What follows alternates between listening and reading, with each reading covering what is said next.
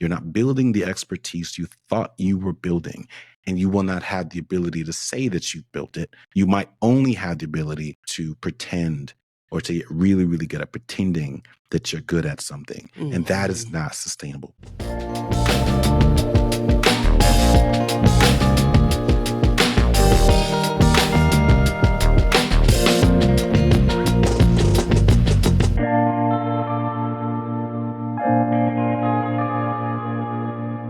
Welcome to the Rethinking podcast, where we explore life at the intersection of money. I'm Julian. And I'm Kirsten. And today we're talking about what to ask yourself before you quit your job.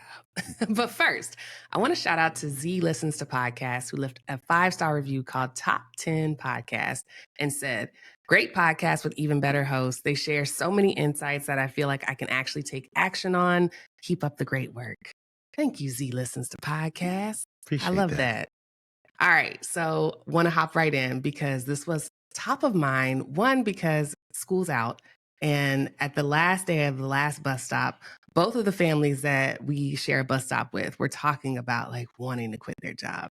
One had gotten the okie doke and a pay raise and promotion where she converted to salary. And she's like, I made more money on overtime and now blah, blah, blah. And, you know, most of us are familiar with that. Why you putting our friends' business out there? What if they listen to the podcast? I haven't given away any. Well, yeah. I'm teasing. I know.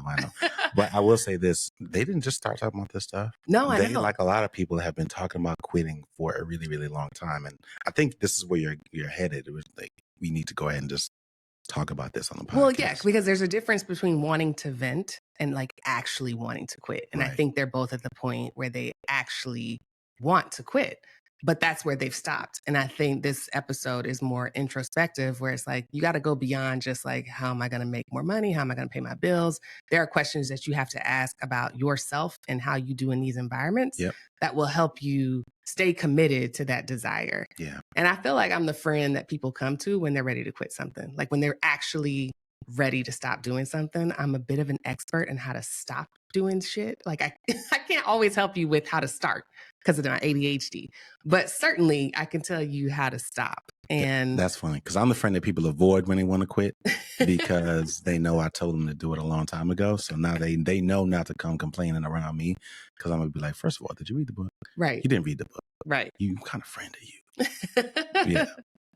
But the other reason I wanted to talk about this is because Jeffrey Pfeffer, who wrote, what is it? Your Job is Killing You? I know that's not what it's called. Good. Like that. Grief. No, it's Dying for a Paycheck.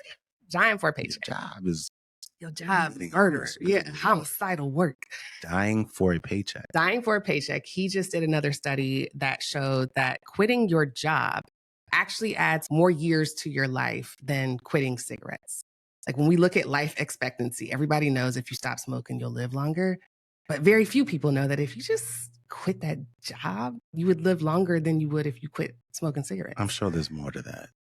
Quitting the job that may be harming you or leading to it's not just quitting any job. Stress. Yeah. You can't just quit a good job and continue smoking. He didn't compare it to, you know what I mean? He was just saying the amount of years that it adds to your life is greater than the amount of years of long-term cigarette usage. Yeah. The point is, people don't really plan to quit. They realize that they need to quit, and then they say something, they talk to their friends about it, and most people wait until it's obvious that they need to quit, and at that point, it's too late. And as I've revisited the moment that I quit my job 5 years ago, I always think about, in hindsight is 2020, like what was I asking myself at that time to make me get to the point where I was ready to turn in my resignation? Because I presumably had a good job. I left on top. It wasn't traumatic for me. It was just it was a decision. Yeah. And so that's what I want to talk about. Yeah. And, there's a lot going on to that. I also remember when you were going through your process and the kinds of questions that you were asking yourself. And obviously that's what led to us giving a lot of heavy thought and conducting research and all of those things to write the book. So we're obviously going to make several references to our book, Cashing Out, but that's not exactly what this podcast is about, but it is related to that topic because it certainly plays a role in the way that people manage their money. I think a big part of this, and I'm just going to go ahead and jump right into it, but there's still a lingering belief that jobs are permanent like that. I think we talk about jobs and this traditional point of view. And I think people have seen all of this change in the last, let's say, 10 years or so. And I think generally speaking, people believe that this sense of loyalty doesn't exist anymore. I think that part has kind of toned down a little bit. A But little bit. well, I think a lot that's of the people are point. still mourning the idea that that belief is gone. That is the point that I'm making, It's is like that finding I out. think people have accepted that it is more common, but they are still clinging to the belief and the practice. And that is what's shaping significant parts of their lives, from their earning potential to whether or not they even explore hobbies or the likelihood of turning a hobby into a side hustle or any of those things. They're still clinging on to this old way of thinking. And this is, I think, a really, really great time, because it's not an exactly bottle time, but it's a very affirming time where it's like, yes, we're going through this again. And for us, what we're ultimately asking people to do is to just reframe what winning looks like, winning at your career. And it's not about just being able to hold on to this raft for as long as you can. There was a time where a handful of people were able to do that, but we would not be in a retirement crisis if that was a sustainable strategy. It did not work for a significant percentage of people. And I think the real flex is about being able to quit on your own terms with your health and your dignity intact. That's what people actually want. They want to be able to still be in control and still healthy and able to enjoy whatever comes after they quit. And a lot of people are unfortunately unable to do that. And so hopefully we can get them to ask themselves, filter whatever experiences they're having through a series of questions that you may be asking yourself, and hopefully that can lead them to making a different or better, more confident decisions. I want to jump right into one of the most important parts of our book, and I would say one of the most important parts of this podcast, which is looking at your career in these 15-year sprints. And in the book, we talk about this. The first 5 years, you really want to have your head down, focusing on paying debt, exploring what your superpowers are, using, let's say, years 6 through 10 to test out some of those ideas, to continue to pay down debt if there happens to be some that's there. If not, now we're ramping up our investing so that when you get to year 10, you are essentially debt free. You've been investing on autopilot. You are really, really exploring some of those things that make you unique. And then in years 11 through 15, you're testing the market. You're trying to see how else I can earn and generate income, irrespective of whatever trajectory I'm on in my particular job. And I think that's such an important part of how you need to be looking at your career, not just for those who are interested in retiring early.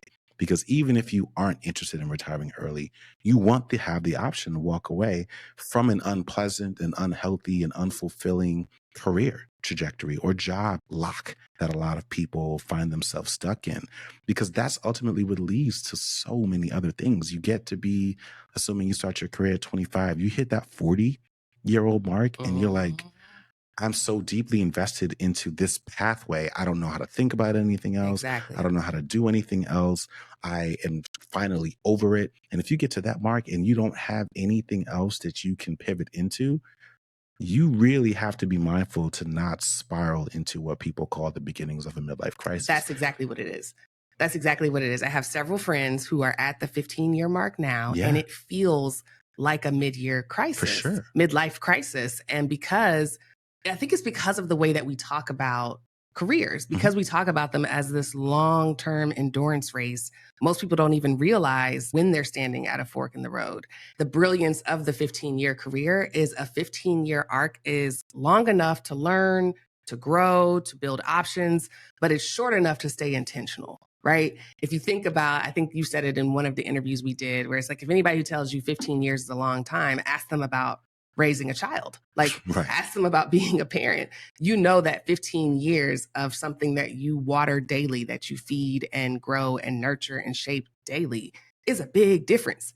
The difference between a newborn and a 15-year-old, now emotionally may be similar, but in terms of what it's able to do is just very, very different. And so, my friends are in this place where they think a promotion is the answer, right? But sometimes the next step isn't up, it's out. And you got to know what to ask yourself to know if you're at that point. And I think that's where these questions come in. Yeah. All right. So let's start there with the first question. And the first question you should be asking yourself if you are preparing to quit is, what kind of person is my job teaching me to be? I remember when you were asking yourself that question, and maybe I may have put it on you and asked you to ask yourself what kind of question it was. And the reason why I said that, and this isn't to pick on you, but I do think a lot of people have experienced this, is how you define a good job. A lot of people are defining a good job as one where they're happy with the amount of money they make relative to the amount of work that they do. Yes. And they're happy with that balance because they don't really feel like they're doing that much. And I can't believe people are paying me this amount of money. It's a flex. And what we're asking people to do is, if you are being honest with yourself that that's how you feel, I don't want you to look at this as something that is sustainable. I actually want you to see that as a red flag, because it's only a matter of time before industry, economic pressure, new manager, new leadership, or health situation, or new coworker, whatever it is. There are any number of things that can change that value balance that you have found to be favorable, that shifts the tide. And something changes, and all of a sudden it doesn't seem like a fair or a pleasurable exchange anymore. So you have to be honest about those things. I think a lot of people find that imbalance and they think that it's going to be like that for as long as possible. And that perception is affirmed by a handful of examples of people who they think are living their own sweet spot of not having to do much, but making what they deem to be a great amount of money. And I'm telling you, that is not something to celebrate. It's a red flag, because it's just a matter of time before that value changes. So one of the sort of sub questions you can ask yourselves are, what values are you compromising just to stay? Those values could be something like how you value critical thinking. Maybe there was a time when you came into that job because you felt like you were going to have an opportunity to practice or refine some particular skill. And then 6 months down the line, you realize that we don't actually do the things that I thought I was going to do. And as a result, you're not actually learning the things that you thought you were going to learn, which then means you're not actually going to be able to say that you are an expert or better at whatever particular skill you wanted. So you're not actually getting what you wanted out of this experience. Yes, you're getting a paycheck, but if something changes and you now find yourself in a position where you need to interview for another job, you can't drop the bars that you thought you were willing to drop. And so I'm going to speak from personal experience. And I remember when I was leaving, I was in the process of interviewing for Chick-fil-A. I'm just going to go ahead and say the company. It doesn't matter.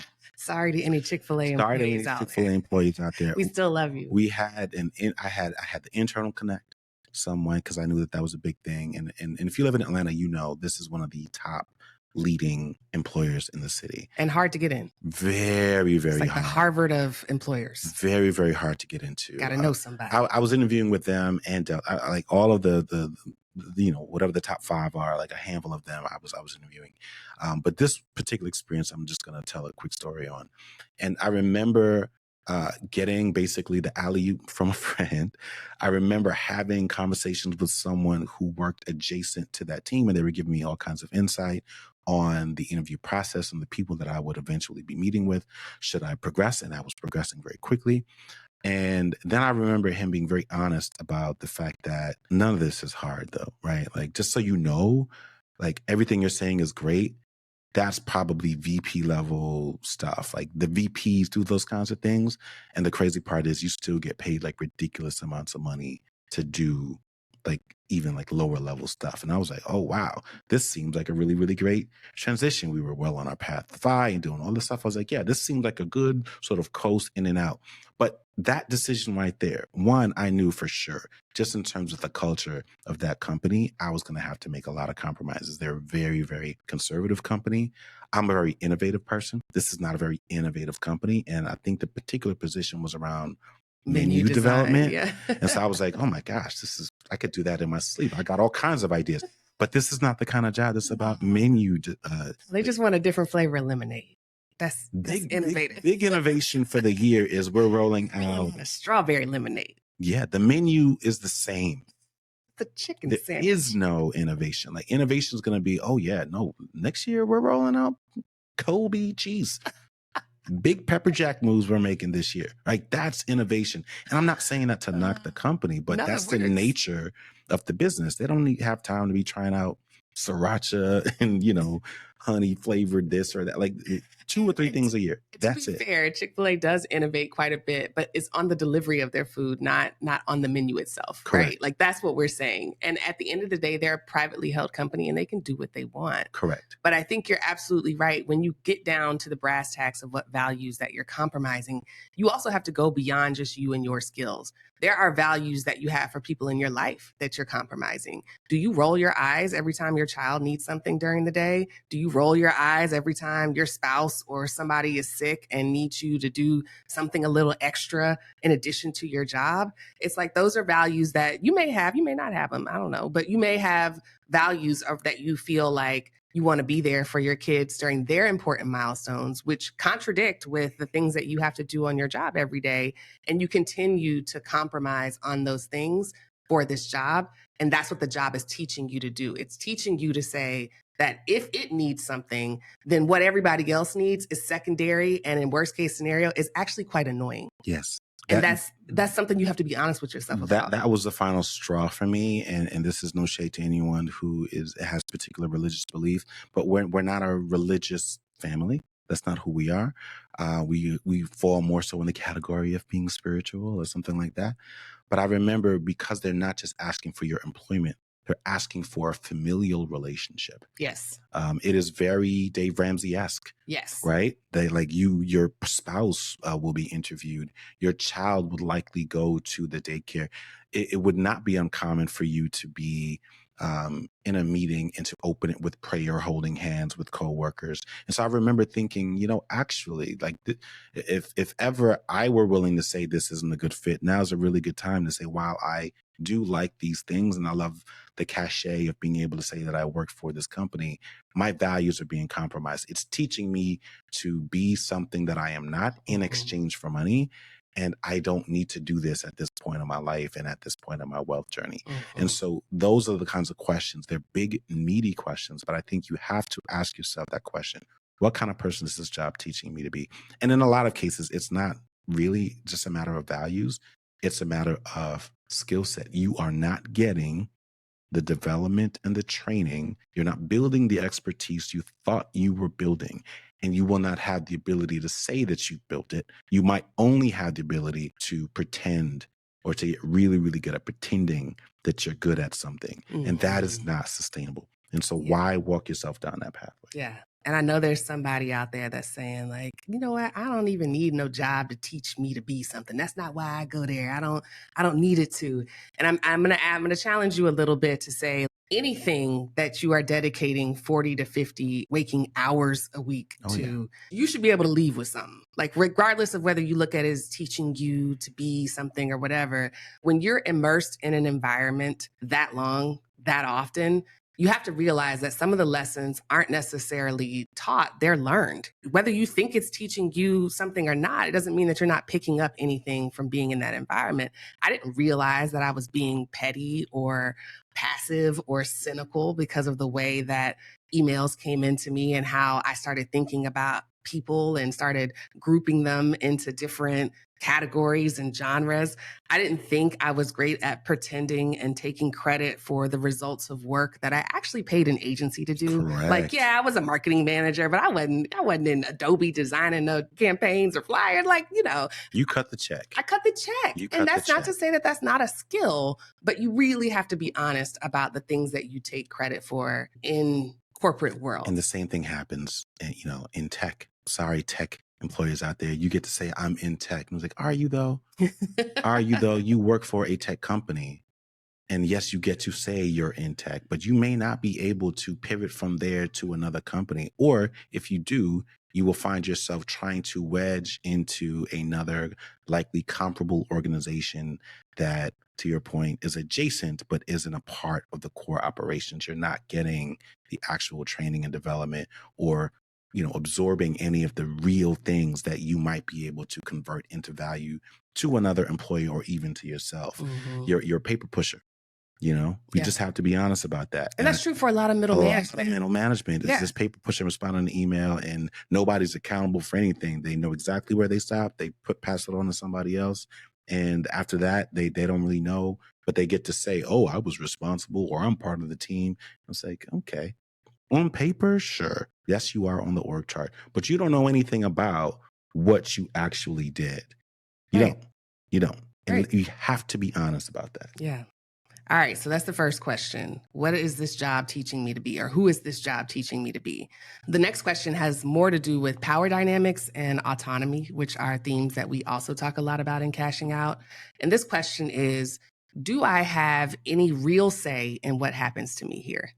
And this is a question about agency. This is a question about whether you feel like an active participant in your work life, or if you're just someone who is absorbing the outcome of your work life. Yeah. Are you just reacting to consequences, whether they're real or implied?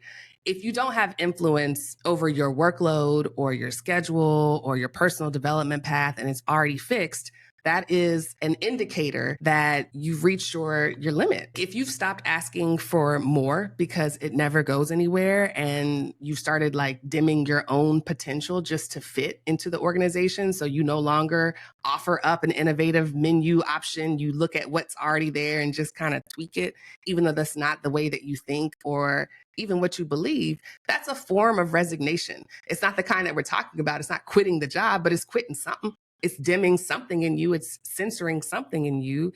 And if your voice never changes the outcome, then you're just boxed in. Reflecting back on my own experience, I was doing some of these things. And that's one of the earliest ways that I knew it was time for me to leave. There were parts of my personality, there were parts of my personal development, there were ideas that I had, there were reactions to meetings and who was invited and who was able to like shut ideas down before they even got to the person who is the decision maker that I disagreed with. And I just felt like there was no outlet for me to say that. And when I started looking for managers who encouraged that behavior in their organization, there were very few that I could name. Like I could not name more than 2 other people that I would want to work for in the company. And so I just knew that there wasn't many paths. And then even when I got to the path that I could do next, that I would be limited because I couldn't think of anybody above that. Like, that's such a huge tell. You end up going to lunch with your friend and you share with them, very similar to the conversations you had at the bus stop, that you think you're ready to leave here. And then they ask you, well, where are you thinking? He was like, that's the problem. I don't know. That is a red flag that you need to start putting your foot on the gas and looking for opportunities outside. I remember being there too, where, you start getting ridiculous assumptions like, well, maybe I can just completely throw this entire trajectory away and move over to procurement because it seems like that's where the money is. And I know someone, that I work with over there and they seem to be happy. Maybe I'll be happy too. If you find yourself just basically running around aimlessly and you can't identify a team or an organization, that's a huge sign that you need to leave. And I think what a lot of people do is they tell themselves, yeah, but nobody really likes their job, or the grass isn't always greener, and they just find comfort in these cliches. But what they're really underestimating is the cost of this invisibility, right? Like you are invisible. You know if you're a star or not. I knew when I was a star, I knew that there was certain information that was shared with me. I knew when I could put much more accurate timelines down around when I would be able to move. And I knew when that star started to dim a little bit. I knew because I was seeing other people continuing to move on or move with a certain level of independence and ease and power that I was not being afforded. I knew that my ideas were not being adopted nearly as quickly or as frequently as other people. And so you have to be honest about those things. Yeah, and you can't take it personally. It's not you that has changed. The organization has shifted. We were going in this direction. We decided 3 meetings ago that we're going to go over here. And so now people who were leading us in this direction feel a sense of loss because you're not the star anymore. You're not the lead singer anymore. So if you can't look around and see, there's levels to it. There's being able to look around and not see a team that you want to be on, there's not finding or seeing a manager that you would want to work for. That's a really important part of it. But I think people need to look at that last one, a manager that you would want to work for. They need to look at that really finely, like look at it in detail, because sometimes that's because you've not been put in a position to be visible. It's not that, oh, you just don't vibe with the managers or the people that have been hired. You might actually vibe with them if you were given exposure, visibility, if you were a part of those meetings and those programs, those projects, but you're not given that visibility. So you don't even have an opportunity to connect with those people. That's a sign that you have not been invested in. You've not been tapped as what they deem You're not being high groomed to potential. lead. You're not being groomed for leadership. And so if you find yourself in that imbalance, that's a red flag that you probably should just start somewhere else. You can certainly try to stay and find a pathway, maybe build some pathway, maybe wedge your way into it. But after a while, I think only you will know, hey, this is a red flag. This is a sign that there is not fertile ground here. And I can't tell you whether or not this is a sinking ship, or if you might be able to ride it out for another 2 years. And maybe you think that you can. But I can certainly say very clearly that this is not fertile ground for growth. And I think people need to be honest about that, because it will have a direct impact on your earning potential. It will. And your staying potential. Like True. at the end of the day, that invisibility doesn't just cost you in terms of your career path. Because I know somebody's out there like, well, I don't care if I'm not being groomed to lead because I don't want to lead anyway. This is the only thing I want to be doing for the rest of my career. And at the end of the day, though, if you do not have multiple leaders who will advocate for you in rooms that you're not in, you're still at risk. You're still at risk. You still need to know that there are several people who will speak your name in a room that you're not in, because that's how decisions are made.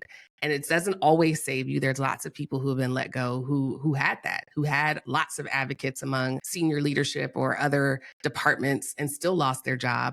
But it certainly helps. It certainly helps to know that, like, I don't necessarily want to work for Jim, but at least he knows who I am, knows what I deliver. I'm not invisible to that person. All right. So after you've asked yourself, do I have any say in what happens to me here? The third and final question is, if this job was offered to me today, would I enthusiastically say yes? And I think this is one of the cleanest filters for misalignment, because what it does is it removes any what they call sunk cost bias, which is the bias you give something based on how long you've been there. Yeah. And then it also removes any fear-based logic, which is the other side of your brain that says, I need these benefits, or any status traps that say, I've worked hard to be here. There's thousands of people who would love to be in this position, but I'm here. Because some people hear that question, if this exact job was offered to me today, would I take it? And they automatically say no. Like their gut says no, but then their brain says, like, well, their brain jumps in and creates an argument like, well, I got bills and I've got a good team and it's not that bad. And like you start to justify. And so you have to almost ask a second question, like, am I staying because it's working, or am I staying because I'm scared to leave?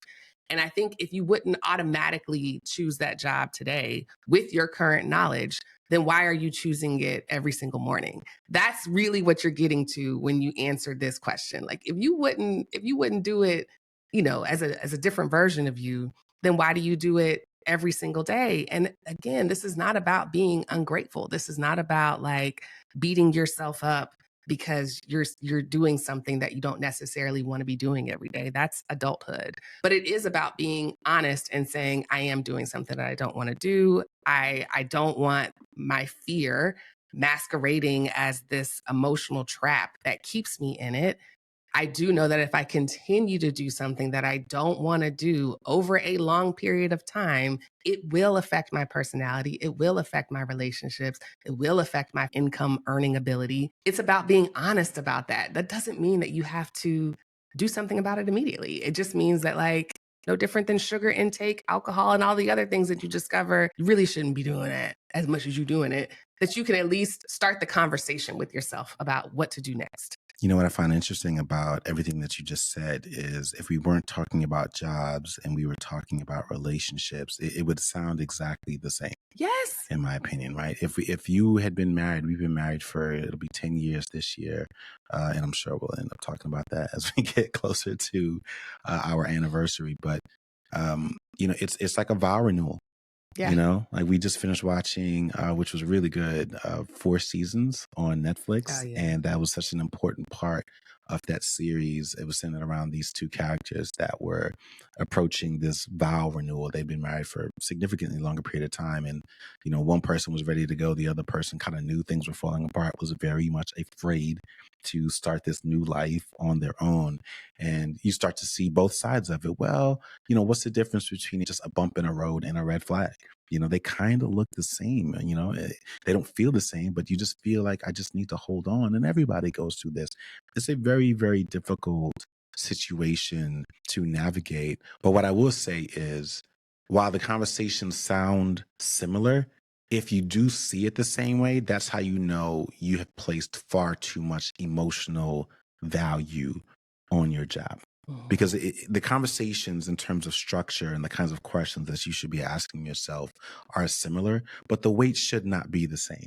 And that Mhm. to me is definitively a red flag. If you have Mhm. placed so much value on your placement and your title comparable to that of being a husband and or a wife or a parent, you are out of balance anyway. So Mhm. regardless of how you synthesize or think about that situation, you're out of balance. And in most cases, that's going to leave you worse off than you would be if you would just left. Yeah. You know what I mean? Um, I think that's why it's so important to put jobs in the right emotional context and not just the financial context. Because you're absolutely right. If we were talking about a relationship and someone said, it's been years since I felt like myself. I'm mhm. always walking on eggshells. There's things I won't say. There's rooms I won't even go in, but I can't leave because I'm scared of what will happen. Yeah. Where would I live? And I love this quality of life and everything that it affords me. And I get to go on vacation to these nice places and drive these nice cars. Ask a miserable person who's been in a relationship for 25 years and they'll tell you, I should have left a long time ago. It's not worth it. It's not worth it. Right. And so that's ultimately what a lot of people have to face head on. Mhm. And that is in part to be somewhat empathetic, the difficulty in walking away from these kinds of jobs.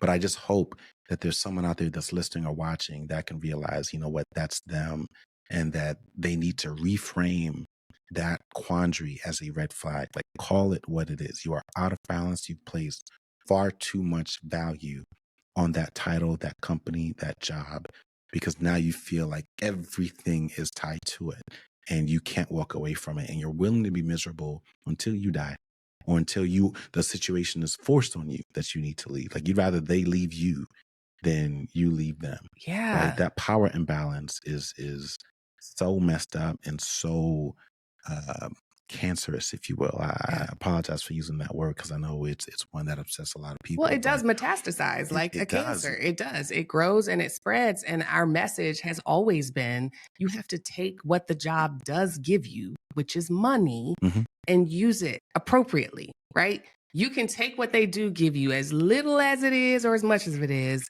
and decide, like, I'm not going to spend this on things that are just as impermeable as this job. Yeah. I'm going to put it to work. I'm going to let it grow on my behalf. I'm going to make smart choices. And then I'm going to use that to build my ladder, to build my escape path, to cash out, hence the name of this situation. And that's true in all things. Like, we talk about money as if it's just part of it, and it's like, no, it's the whole point of it. That's the thing. Like, you go to work to get this money, and if you can decide that I'm not going to just spend it on stupid shit and I'm actually going to use it to not have to be in this situation, to get out of this trap, then you've unlocked a whole other chapter of life that doesn't negate you from these same emotional problems, but it does prevent you from having to walk into it 40, 50 hours a week, 26 weeks a year, no, 50, whatever, however Well, many weeks a year. yeah, yeah, because I think what you're getting at is, or maybe not, but what you start to notice is that people start to believe that that is the cost for the income that they've been able to earn, right? Right. Like this feeling of this lack of fulfillment and this deterioration of health and this all of these things. That's what it costs to be a six-figure or a multi-six-figure earner. It was like, no, it doesn't. That's not true. That's just that's just the nature of the relationship that you're in, Yes. and so you really really need to think differently about that. So you've cycled through these three really big, meaty, complex, abstract questions. And everyone's different. Everyone's situation is going to be different. But let's say you've taken this conversation and this counsel to heart, and now you're stuck with, well, what do I do with these answers? What do I do with the information that I've unlocked now that I've asked myself these questions in journals and taken the walk and done whatever you need to do? And, what I find is really helpful is to go back to a moment or a time where you did feel confident in your decision making. I think it's Mm. easy for people to say, go back to when was the last time you felt happy? That's different from the last time you felt confident in your decision making. And it could have been something like why you decided to go to this college over another college, or why you decided to marry this person Or despite leave a or person. leave a person despite the very clear advantages and benefits, the pros and the cons. Those are the kinds of questions and moments that you need to revisit so that you can get back to that level of fine tuning around your decision making. And you need to apply that to the current situation in the moment that you're in. Because in theory, you should be better, more experienced at making those kinds of decisions today, because you've taken those decisions, you've seen the results of those kinds of decisions, both good and bad, over time. And so this is ultimately about a degree of self-trust and self-agency, right? Mm-hmm. When you've given your power away, whether it's to a partner or a company or whatever it is, and you're deeply unfulfilled, you have to come back to a place of power in yourself, in your own ability to navigate these kinds of difficult situations. And I think that's what going back and revisiting those forks in the road can afford you to do.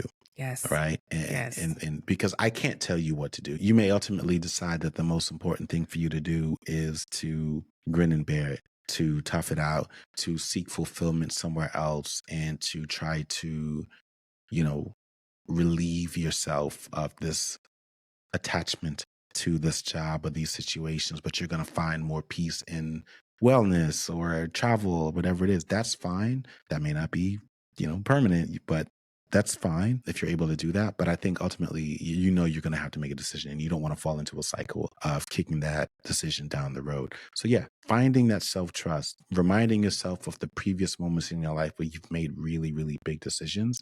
And I'm willing to bet that a lot of those decisions had worked out in your favor. And I believe what happens there is that you just find a lot more confidence in That's your it. ability to make bold decisions and your ability to bounce back regardless of what happens. That's it. That's it. I love that you're suggesting that you start there, because a lot of people start with updating the resume and putting out LinkedIn feelers. And the reality is, when you've been in the wrong role for too long, you start second guessing everything. And it's really hard to plan your next move, your next chapter, when you're still recovering from this place, or you're still immersing yourself in this place that has taught you how to doubt yourself. For sure. It's very difficult to give confidence when you actually aren't really sure. And you have to work on rebuilding that self-trust. You have to work on rebuilding keeping promises to yourself, small and big, whether it's, I'm not checking my email after 5 o'clock, or I know he texted me, I'm not responding. I'm not apologizing for the delay anymore. I'm not going to miss a workout anymore. Yep. You got to really pay attention to where you're compromising and what's draining you and what's energizing you, so that when the time comes where you actually need to make a big choice, whether it is to turn in that resignation, take the interview, respond to the inquiry from the headhunter, whatever it is, you actually believe in yourself. You're not just going through the motions. And then once you start doing that, that's when you can start laying the groundwork and building this quiet runway and dating other opportunities. That's when you can start giving yourself time and space and margin that allows you to actually move on. It allows you to respond to things from a very different place than a place of desperation or just flat out curiosity. You know what I'm saying? Like, it's a different vibe. Well, it's interesting because it really does sound like dating advice, right? Like, if you get dumped, no one's going to tell you, well, first of all, that maybe you do have some friends that are going to tell you, like, screw that, like, just get back out there. But I'm willing to bet It depends on the relationship. well, Because I do give that advice to some I people, know, but not everybody. but we know that the people who leave one situation after getting dumped and get back out there tend to fall into situations that they like. You're making deeply irrational decisions. A better pathway, generally speaking, is to ease yourself into it. And sometimes you can ease yourself into it while you're still in it. So this is what I mean in terms of the job. Ease yourself out. Start reminding yourself of what it feels like to be empowered, what it feels like to make difficult decisions, what it feels like to make bold moves and to be able to rebound even if things don't go well. You can still make those kinds of empowered decisions while you're still employed, while you're still in that job. And that way, you're kind of priming the pump a little bit so that when you ultimately make the decision, it's not as abrupt. And hopefully you're making the decision for yourself versus that decision being forced upon you. And I can always tell, as someone that is also on LinkedIn, not as much as I probably should be, but certainly, or I guess I'll say not as much as I really want to be, because I don't particularly enjoy the platform these days. But I can always tell how confident an entrepreneur is. Like, is this something that was prompted out of deep necessity because you've been, forced to not strike out on your own? You've been let go and you are trying to save face? Or is this something that you've really been thinking about and building in the background? You can tell by the way that they carry themselves, by their language, by the way they show up in these kind of social spaces. And you don't want to be that person. You don't want to come across as desperate, right? Again, like, I hate that it parallels dating a little bit, but that's ultimately what this is about. The last thing I'll say is just like leaving on your own terms with your health and your dignity and hopefully some financial stability is top tier decision making. That's Right. ultimately what you want, right? Because none of this stuff, none of these jobs, none of these moments, these blips in time, these industry waves, none of them are permanent. Doesn't No. matter what industry, job, or company you're talking about. So if you want to be able to look back and say, yes, I was a part of that, great. But you want to be able to leave that on your own terms versus being kicked out or having your departure set by somebody else, because that's such a deflating moment, especially if you're not been prepared to stand on your own too. Yeah. Just because you can keep going, you can keep doing something, it doesn't mean that you should. You don't owe anybody your endurance. And I know that can be a confusing message because endurance, resilience, grit, the ability to stick it out, those are all things that have been highly praised in our culture, in our country, in our capitalism, in our form of capitalism. And they can be valuable. Like, those things can be valuable, but it's valuable when it's yours to decide, when it's yours to spend, and not when somebody else, whether it's an employer or a spouse or a country, feels entitled to it.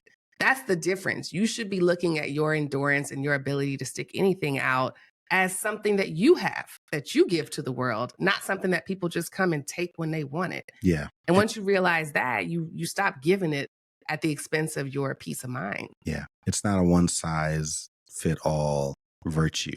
No, it's not. Right? Like, if you're an entrepreneur and you've endured tough times, there's value in that. But if you're an employee stuck in a position or a job that's not fulfilling you and isn't paying you, there's no value or reward in you enduring mistreatment and underpayment. Yeah, except for the one that you're giving it, which is money. And go and listen to the other 184, 5, whatever episode this is. I think we're in the 200s Yeah, we're in the now. 200s now. You off. Go listen to the other 200 episodes where we remind you regularly that money is not exclusive to your employer. Getting money is not, and having a job are not the same thing. Yeah. Especially not a job that takes advantage of you. So, that's it. All right. Well. All right, y'all. No clean ending today. No. Thank you for listening to another episode of the Rich and Regular podcast. If you like what you heard, let us know. Head on over to your favorite podcast player. Leave us a 5-star rating and review, or drop a comment below. Keep the conversation going. We will see y'all next week. I thought you were like calling him player. Calling who? You meant podcast player.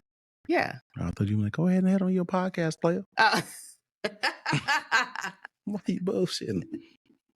If you like videos like this and want to see more, make sure you click subscribe and turn on notifications.